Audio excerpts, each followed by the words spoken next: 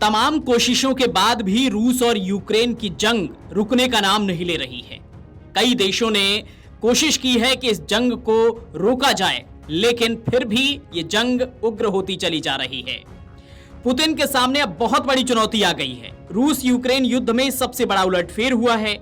Ukraine ने रूस में घुसकर उसके इलाके कुर्स्क में 100 बस्तियों और लगभग 600 सैनिकों पर कब्जा कर लिया है। यूक्रेन के शीर्ष जनरल ने कहा है कि यूक्रेन ने कुर्स्क क्षेत्र में अपने अभियान के दौरान 594 रूसी सैनिकों को पकड़ा है। उन्होंने पहली बार इस आंकड़े का खुलासा किया है। उन्होंने ये भी कहा है कि यूक्रेन ने अपने 3 सप्ताह लंबे अभियान के दौरान 100 बस्तियों पर कब्जा कर लिया है।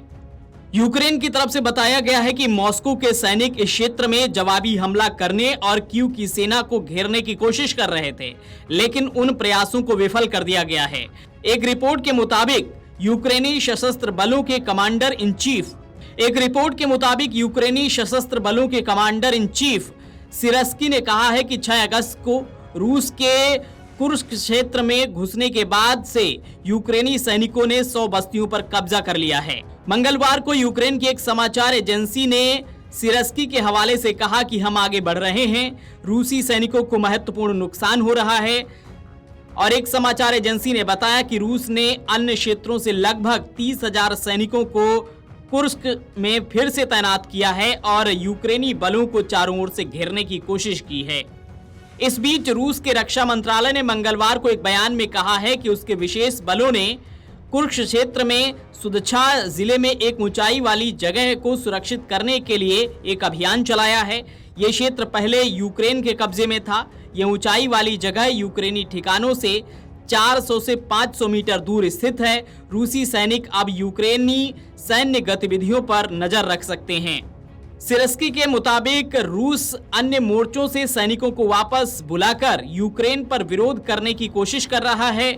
उन्होंने कहा कि रूस यूक्रेन के पूर्वी डोनेट्स्क क्षेत्र में पोक्रोवस्क मोर्चे से सेना वापस नहीं हटा रहा है, जहां उन्होंने कहा कि स्थिति कठिन बनी हुई है।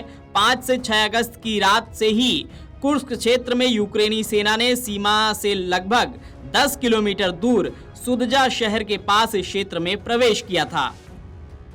रूसी राष्ट्रपति व्लादिमीर पुतिन ने कीव पर बड़े पैमाने पर उकसाने और अंधाधुंध गोलीबारी करने का आरोप लगाया है और इस आक्रमण को आतंकवादी हमला करार दिया है, जिसके बाद रूस के सामने बहुत बड़ा संकट खड़ा हो गया है। अब रूस की सेना करो या मरो के हालात में पहुंच गई है। आने वाले दिनों में जंग के हालात और भी खराब हो सकते हैं।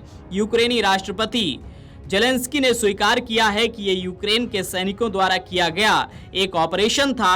उन्होंने स्पष्ट किया कि इसका लक्ष्य रूसी हमलों के विरुद्ध बफर जोन बनाना है। Video desk अमरउजाला.com।